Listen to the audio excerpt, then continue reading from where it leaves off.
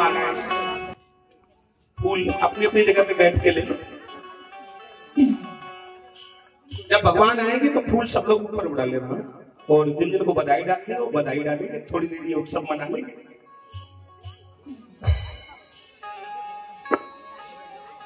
एक बार राम जी को बुलाओ तब वो आएंगे। राम जी चले आना कि जीना लगे, मेरे राम चले आना कि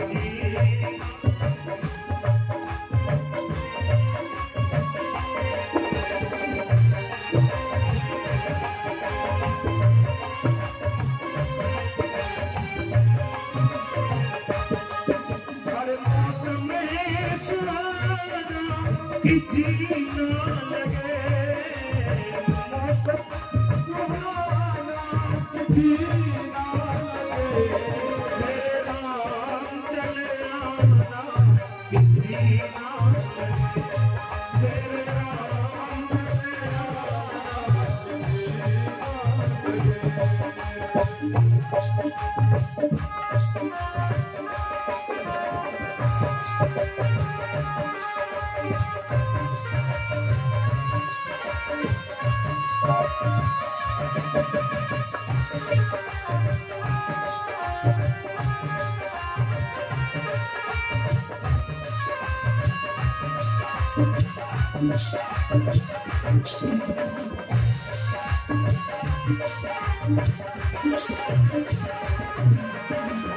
हमारे भैया सुनील भैया 101 रुपए पड़े, बिहारी जी रक्षा करें, नाना रानी दया करें। दशरथ के नंदन हो, दुष्टदल निकंदन हो, और रघुनंदन श्री राम हो, दशरथ के नंदन हो, अश्वदल निकंदन हो,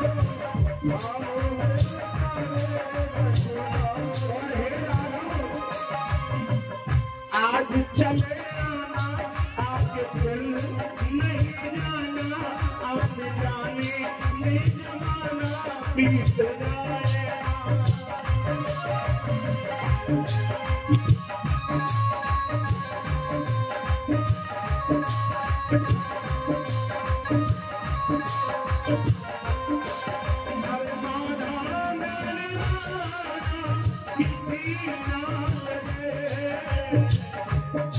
मेरे राम चले आना कि जीना लगे, मेरे राम चले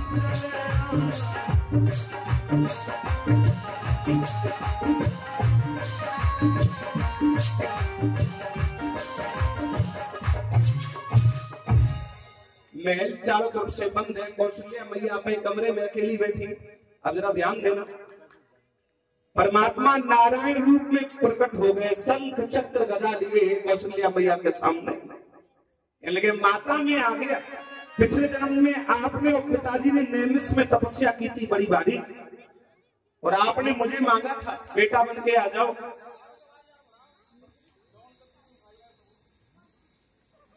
तो मैं एक बार तो आ चुका, और दूसरी बार आ रहा हूं, और तीसरी बार द्वापर में आऊंगा।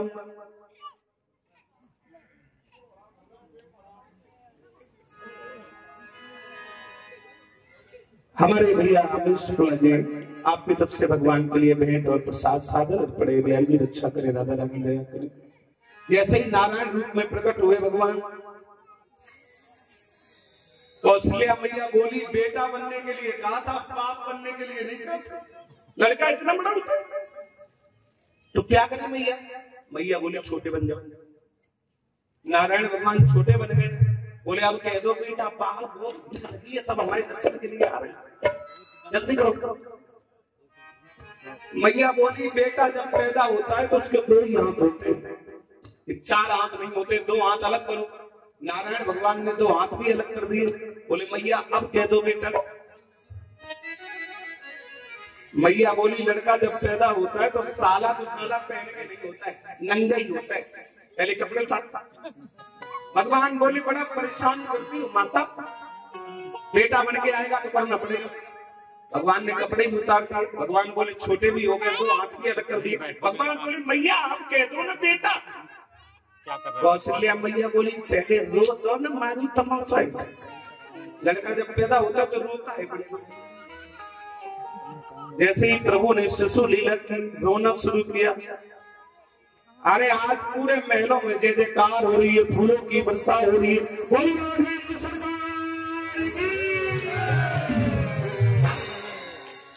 बधाइयां बाजे आंगन में, बधाइयां बाजे आंगन में।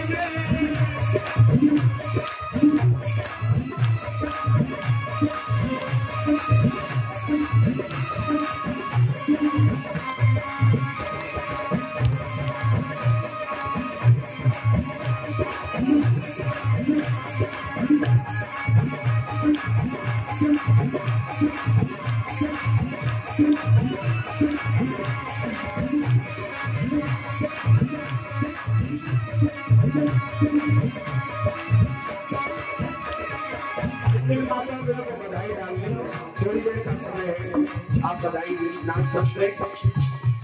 बधाइयां बाजे आंगन में, बधाइयां बाजे।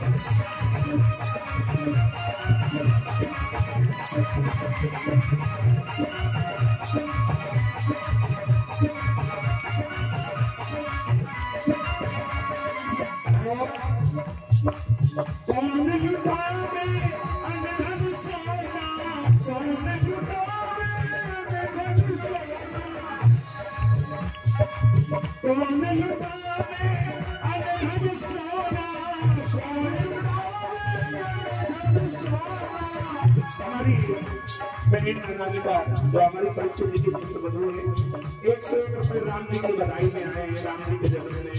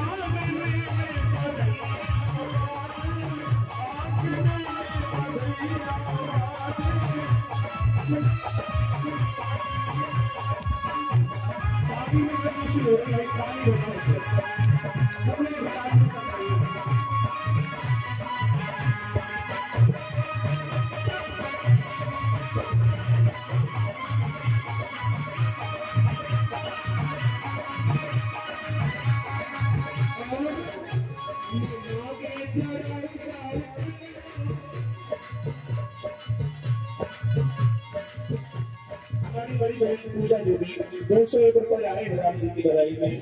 हम के जड़ाई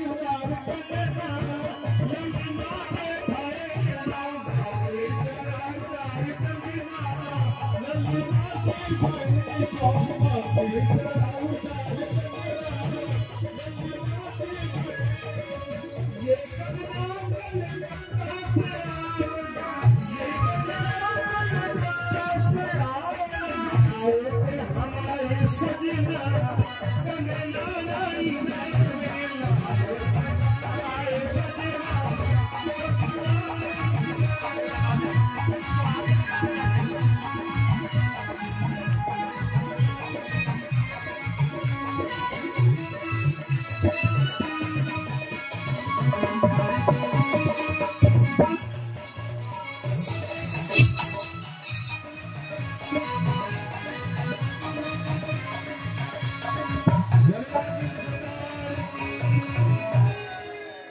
सब लोग बैठ रहा हूँ, कथा भी बहुत कहनी है।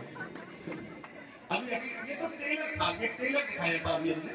अभी जब रियलिटी आएगी तो फिर खूब आनंद दिलवाएंगे। हाँ, अभी मुझे कथा कहनी है, राम जी का विवाह करना है। हाँ, हमारे भैया अमित भैया आपकी तरफ से राम जी के जन्म में 101 रुपए की बधाई है। जब राम जी आए, चारों भाई जो है ना, ये भगवान के अवतार हैं। राम जी नारायण के अवतार हैं, लक्ष्मण शेष अवतार हैं, भरत विष्णु जी के अवतार हैं, और शत्रुघ्न ब्रह्मा जी के अवतार हैं। एक घटना और घट गई, क्या सुनो। मास दिवस भा दिवस को निमर मन जमाना को, रथले सूर्य रुक गए तो वेल कवन विधि हो। हमारे भैया मोदी यादव 101 रुपए पड़े, बिहारी जी रक्षा करे, एक महीने का दिन हो गया, रात हो ही नहीं रही। जब राम जी आए तब महाराज दशरथ आज अपने बच्चों के नाम रखवा रहे हैं। हमारे तुम्हारे जीवन में 16 संस्कार होते हैं, और जो समझदार हिंदू लोग हैं वो 15 संस्कार तो करवाते हैं। जब बेटा माता पिता के संयोग से, भगवान की कृपा से माँ के पेट में आता है, ये भी एक शास्त्रीय पद्धति है। हाँ, तो जब बेटा माँ के पेट में 3 महीने का हो जाता है, तब माँ के मायके वाले आते हैं और गोदी में कुछ न कुछ डाल के जाते हैं। मेवा मिष्ठान, अपनी भाषा में हम लोग कहते हैं ओली भरी जा रही है, और वैदिक भाषा में बोलते हैं सीमांत संस्कार। जब बेटा जन्म लेता है तो नानाच्छेदन संस्कार, फिर कर्ण भेदन संस्कार, कान छेदे जाते हैं। चाहे बेटा हो चाहे बेटी, सबके कान छेदे जाते हैं। अब तो नहीं होता ऐसे। फिर इसके बाद में बेटे का नाम रखा जाता है, नामकरण संस्कार। फिर इसके बाद में मुंडन संस्कार, फिर चूड़ा कर्म संस्कार, चूड़ा भी पहनाया जाता है। हाँ, फिर जब बेटा पढ़ने जाता है तो विद्या आरंभ संस्कार, फिर वेद आरंभ संस्कार, फिर यज्ञोपवीत संस्कार। अगर क्षत्रिय बालक है तो उसका जनेऊ हो जाना चाहिए 8 साल की उम्र में, और अगर ब्राह्मण बालक है तो उसका जनेऊ हो जाना चाहिए 12 वर्ष तक। फिर विवाह संस्कार, वो लास्ट वाला तो सबको याद होगा, अंतिम संस्कार है ना।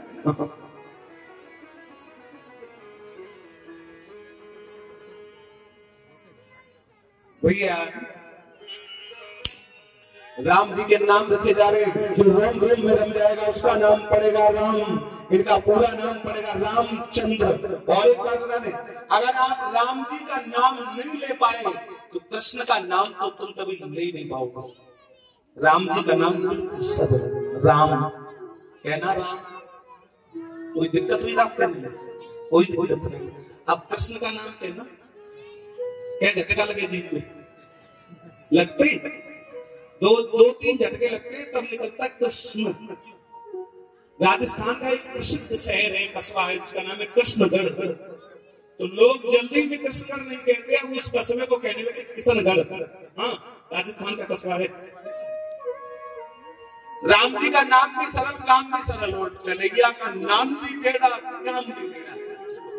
वृंदावन के लोग तभी तो कहते हैं क्या, अरे तू टेढ़ा तेरी टेढ़ी नजरिया, तू टेढ़ा तेरी टेढ़ी।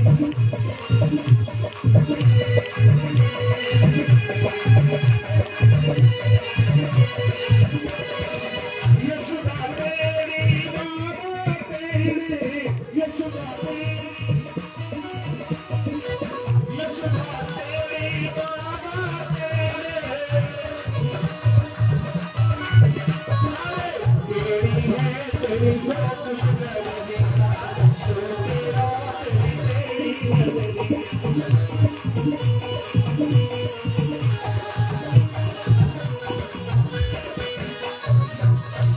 जो लक्षणों का आधार है, उस पुत्र का नाम पड़ेगा लक्ष्मण। और भरत नाम क्यों पड़ा, सुनिए। विश्व भरण पोषण कर जोई, ताकर नाम भरत सहो, जाके सुमिरने तेरी पुनासा, नाम शत्रुघ्न वेद प्रकाश। चारों बच्चों के नाम पर संस्कार हुए। धीमे धीमे राम जी बड़े हो गए। बहुत सुंदर है मेरे प्रभु राम। और सुंदरम किम न सुंदरम, वो तो साक्षात भगवान है, वो क्यों न सुंदर हो। अच्छा एक बात और बता रहे, बुरा मत मानना, राम जी की सुंदरता पे कम गीत लिखे गए, बहुत कम।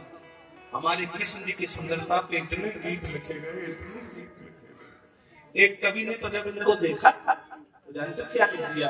एक कवि ने अपने गीत में लिखा, घनश्याम लला तुम जो होते लली, तो गले कट जाते करोड़न के।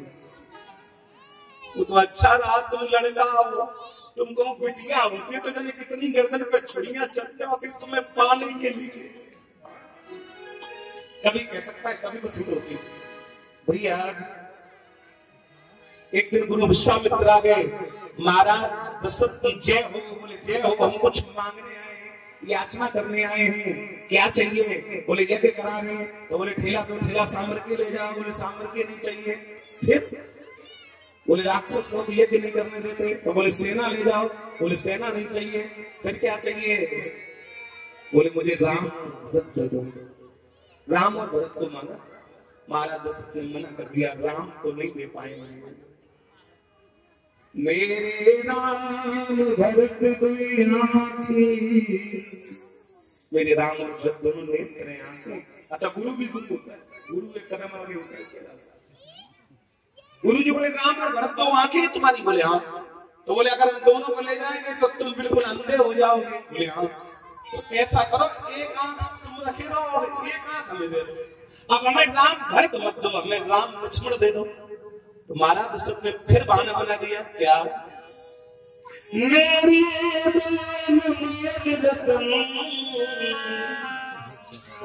एक है राम एक लक्ष्मण, हम नहीं दे पाएंगे। तब तक कौशल्या मैया को पता चला बाबा लेने आया है बच्चों को। मैया ने मना कर दिया, मेरी भेजूंगी नहीं ना। लेके ले जाके ले भेजूंगी। अच्छा एक बात और बता दो, ये जो छोटे छोटे बच्चे हैं ये हमसे डरते हैं। ये हमसे डरते हैं। क्यों डरते हैं पता है?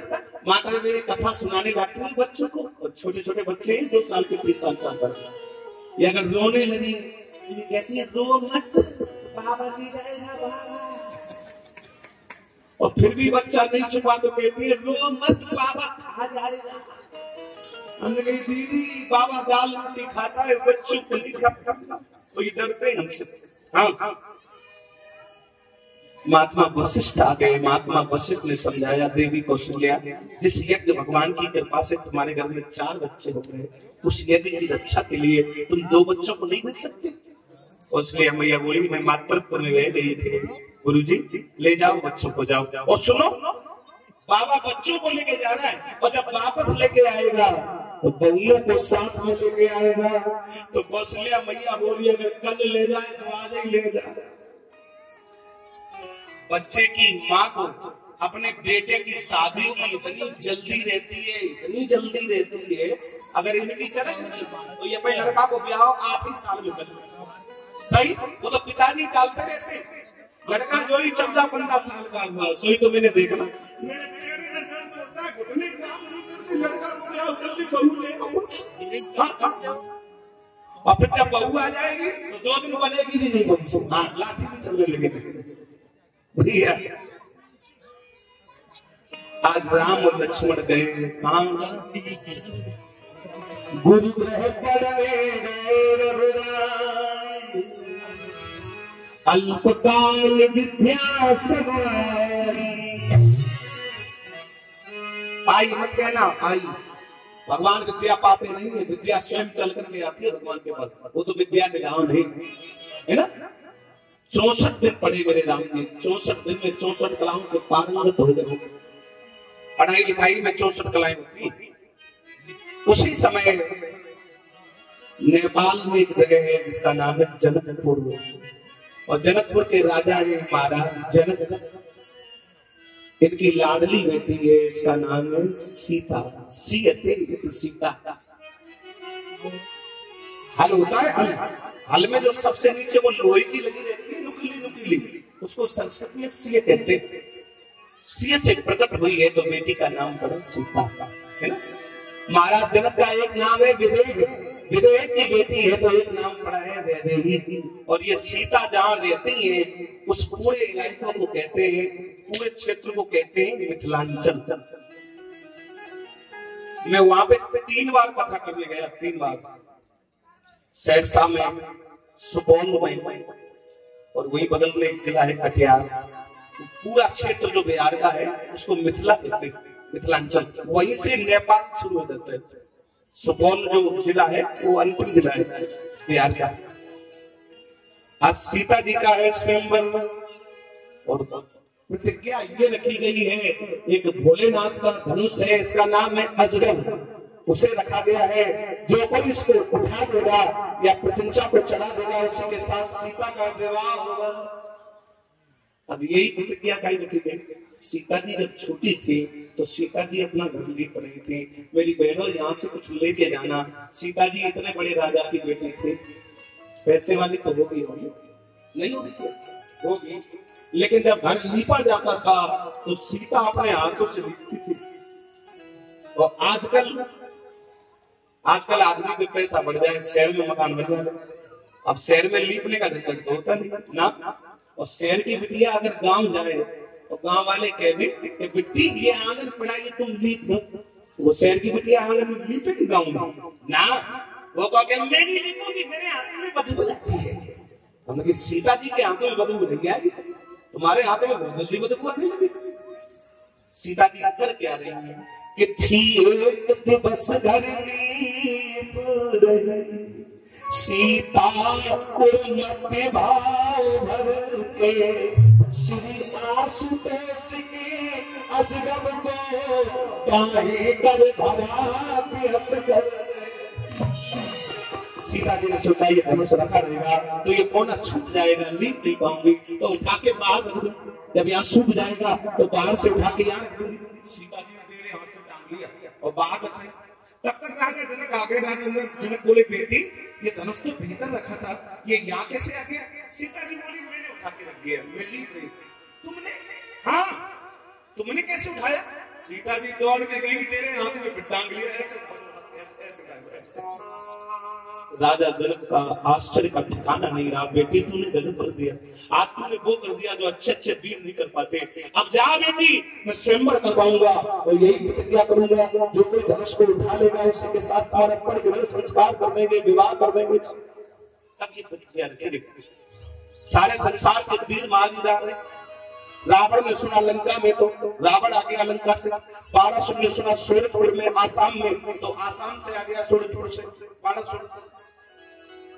और जैसे ही गुरुजी ने आश्रम में सुना, गुरुजी राम और लक्ष्मण को लेके चले वहीं नेपाल जनकपुरी।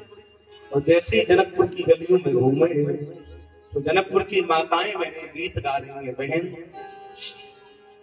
श्री दशरथ अवध कुमार नजर तुम्हें लगे जाएगी, दशरथ अवध कुमार नजर तुम्हें लगे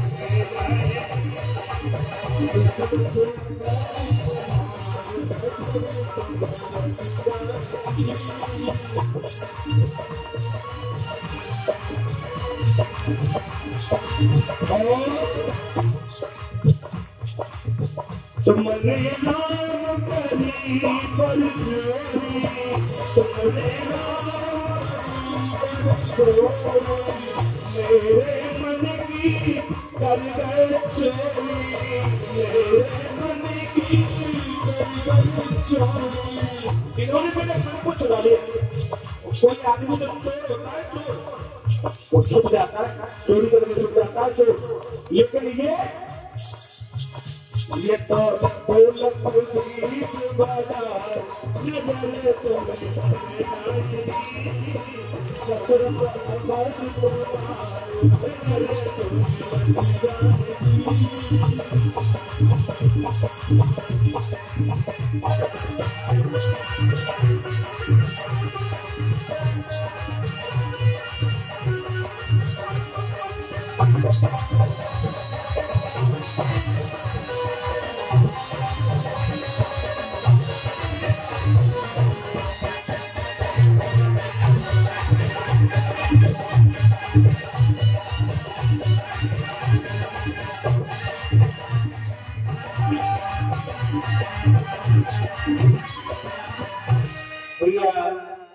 जैसे ही राम और लक्ष्मण और गुरु जी विश्वामित्र राजा जनक की रणभूमि में आए, महाराज जनक गांव के बाहर से रिसीव करने आए, अगमानी लेने आए। ये पहले मेरे देश का नियम था।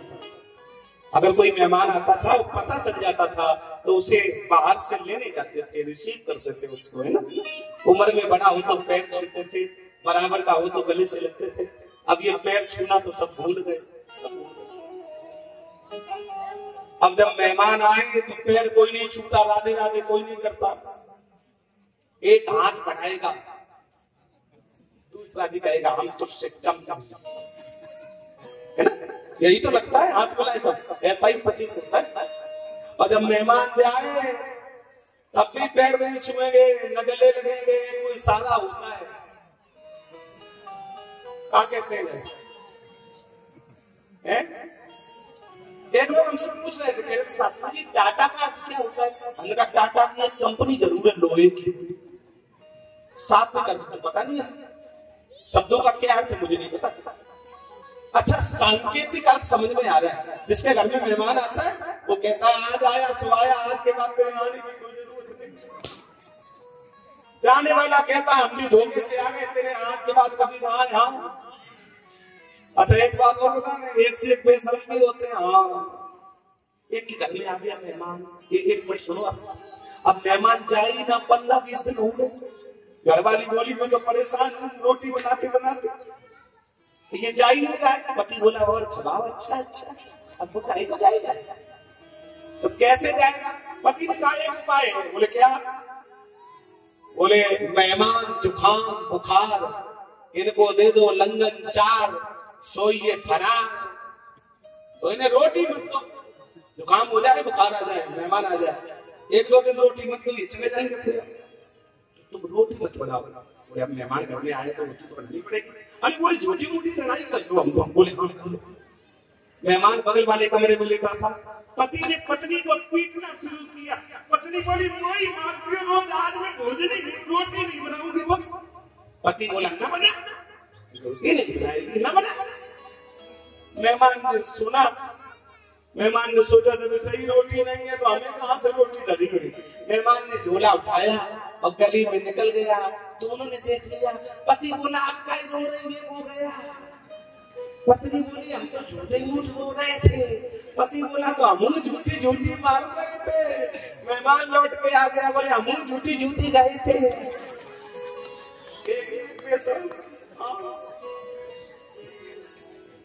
सब धनुष उठा रहे हैं लेकिन कोई धनुष हिला तक नहीं पा रहा है। लिखने वालों ने यहाँ तक लिख दिया क्या?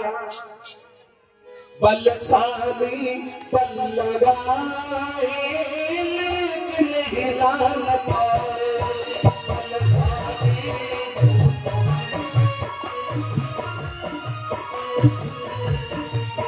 बलशाली बल लगाए लेकिन हिला न पाए।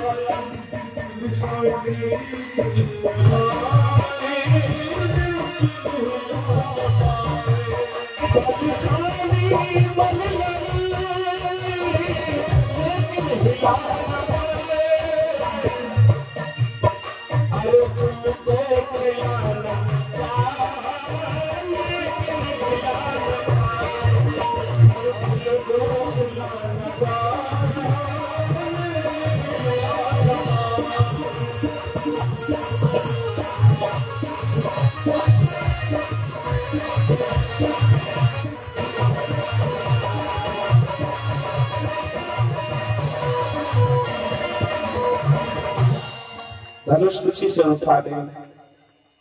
आज 40वां दिन है साल जब धनुष किसी से उठा ले।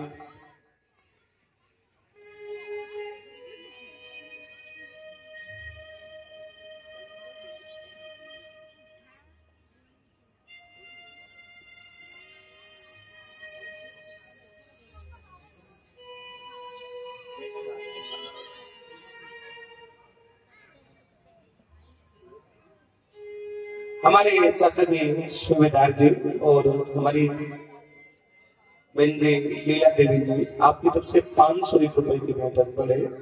एक बार ताली बजा के स्वागत कीजिए। बहुत बहुत धन्यवाद।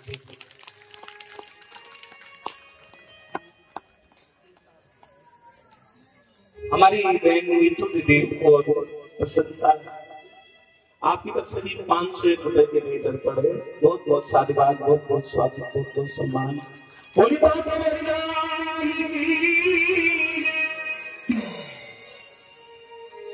मेरा ध्यान देना। 40वां दिन है, धनुष किसी से उठा नहीं। सीता जी ने कहा पिताजी अगर आप हमें आज्ञा दे दो तो हम गिरजा मैया की पूजा करके आए बगिया में, दुर्गा मैया को मनाते हैं। ठीक है बेटी जाओ। और राम जी ने सोचा हमारे गुरु जी जाने कैसे, जब गांव में रहते रहते एक ही कमरे के अंदर हमें आप 40वां दिन है, एक ही कमरे में बने रहो तो मन बोर हो जाता है ना। गुरु जी ये भी नहीं कहते चौराहे पे चले जाओ, चाय पिया और दुपट्टी खाया, मूंगफली चबाया। राम जी का बड़ा मन है घूमने का गांव में। अब राम जी ने सोचा अगर हमने डायरेक्ट कह दिया गुरु जी हम गांव में घूम ले तो गुरु जी डांट देंगे, वो सोचा घुमैया होगी तो राम जी ने सोचा ना लक्ष्मण का नाम लगा दे, डांटा जाएगा तो यही डांटा जाएगा, हम बच जाएंगे। राम जी बोले गुरु जी बोले क्या बात है बोलो। बोले नाथ लखनपुर देखन चाहिए, ये लक्ष्मण है, ये गांव घूमना चाहता है। अरे धन्य है गुरु जी हो तो विश्वामित्र जैसा हो, कोई साधारण गुरु थे। गुरु जी जान गए आओ बेटा राम, मन तुम्हारा लेकिन तुम लक्ष्मण के ऊपर जबरदस्ती थोप रहे हो। जाए देखिया वो नगर सुख निधान दो भाई, जाओ दोनों भाई लोग जाओ जाओ। और देखो जब उधर से आओ तो राजा जनक की पुष्प वाटिका से मेरे लिए फूल ले आना, मुझे संध्या बंदन करना है, पूजन करना है, पूजा करनी है। ठीक है गुरु जी। आज राम और लक्ष्मण गए और उधर सीता जी और सहेलियां गई उसी बगिया में। राम जी जैसे ही बगिया के अंदर घुसे तो सीता जी तो कर रही है पूजा, लेकिन सीता जी के साथ में काफी सहेली है। एक सहेली थोड़ी वैसी है, थोड़ी वैसी है, कैसी है बोले। हमने गौरव से पूछा एक सहेली कैसी है, तो गौरव कह रहे वो ज्यादा लबरी है। लबरी नहीं थी, वो चंचल थी। एक सखी सी संग बिहाई गई हती देखन फुलवाई। सीता जी के साथ से अलग हो गई, इसका मतलब वो चंचल थी। जब वो पूजा करने आई थी चुपचाप पूजा करती, वो सीता जी से अलग क्यों हुई। वो बगिया में घूम रही है, उधर से आ रहे थे राम। जैसे ही माने राम को देखो, हाय वो घंटा 2 घंटा आंखें ताकती रह गई। वो जल्दी भागी, सीता जी के बगल में खड़ी होगी, बड़ी जोर हांपन लगी। सीता जी बोली क्या मिल गया? बोले ऐसी चीज मिल गई है भाई, छाती में समा। तो सीता जी बोली मर गए हमें दिखावा फिर कहां है। सहेली बोली आ जाओ मेरे साथ। ये सहेली कोई सहेली नहीं है साहब, ये तो कोई सदगुरु है जो पहली बार भक्ति और भगवान का मिलन करवा रही है। ये तो कोई गुरु है ना, ये गुरु का काम होता है। भक्ति है मेरी जानकी मैया, भगवान है मेरे प्रभु राम, पहली बार मिलन करवा दी। हुआ क्या पता है? सुनो, राम ने सीता को देखा, सीता ने राम को देखा, लेकिन लता बेल फूल की ओट से देखा, डायरेक्टली नहीं देखा, आमने सामने नहीं देखा, छुप के देखा। ये मेरे देश की मर्यादा है मेरी बहनों मेरे भाइयों। आजकल जब शादी होती तो शादी के पहले एक रस्म इतनी बेकार होती है, इतनी बेकार होती है, मुझे उसमें बहुत गुस्सा आती है। कौन सी रस्म? जब शादी तय हो जाएगी फिर लड़का वाले बिटिया को देखने आते हैं। आपके इधर चाहे कितने लोग आते हो, हमारे यहाँ 90-100 से कम नहीं आते। एक बार मेरे बगल के घर में बेटी को देखने आए 95 लोग।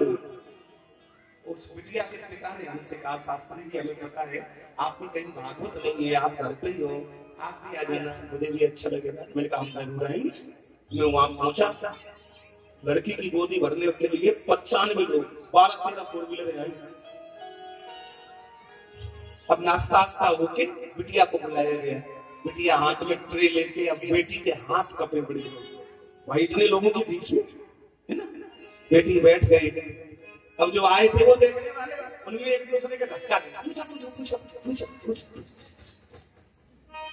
बिटिया की सास आई आगे, सास आई, जेठानी आई, देवर आया, वो पति भी आया, उसके साथ शादी होने लगी। सास पूछने लगी, रोटी बना लेती हो? बेटी ने धीरे से जवाब दिया, हाँ। सब्जी बना लेती हो? हाँ। सास ने कहा, ये बताओ, जब भिंडी की सब्जी बनाओगी तो उसमें पानी कितना डालोगी? बिटिया को आ गई गुस्सा। बिटिया बोली, तेरी अम्मा ने भिंडी खानी? मैंने कहा सही ना, ये कहीं सुनना चाहती थी। अब वो पति भी आया था जिसके साथ शादी होने के। पति बोला, हम भी पूछेंगे, हम भी, हाँ पूछ। पति आया पूछने। पति बोला, ये बताओ, गा लेती हो? बेटी ने कहा, हाँ गा लेती। अच्छा, नाच लेती हो? बेटी ने कहा, हाँ नाच लेती हूँ। अब बिटिया ने कहा, अगर तेरी शादी मेरे साथ होगी तो मेरी भी तो तेरे साथ होगी, तो मुझे भी तो कुछ पूछना चाहिए। बिटिया की तरफ के जितने लोग थे सबने कहा, हाँ पूछो बेटी, तुम भी पूछो। बिटिया ने कहा, सुन, मैं तो गा भी लेती हूँ, नाच भी लेती हूँ, और तुम तबला बजा लेती हो? भाई जब मैं नाचूंगी तो तबला कौन बजाएगा? तबला तो तेरे को ही बजाना पड़ेगा ना। चल तू मुझे रिजेक्ट क्या कर रहा, मैं तुझे पहले मेरे देश में ऐसा नहीं होता था। मुझे याद है, आज से 30-35 साल पहले बेटी को देखने कोई नहीं जाता था। पंडित जी देखाते थे, सविता जी देखाते थे, इन दोनों ने पास कर दिया तो बहू पास। हाँ, ये रीत हमारे देश की नहीं है साहब। आज यहाँ क्या हुआ सुनो। राम देखे सिया, राम देखे सिया और सिया राम, चार लगी राम देखे सिया।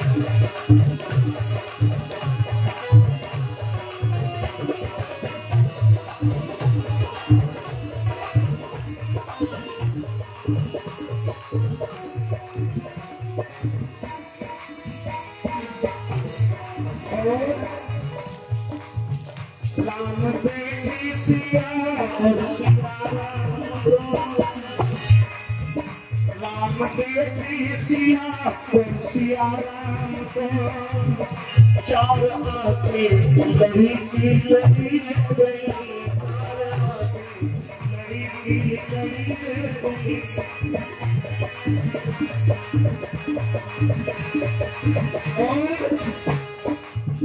धनुष टूटे कैसे दोनों को मजबूर, धनुष टूटे कैसे दोनों को मजबूर, मेरे मन में लगी ही लगी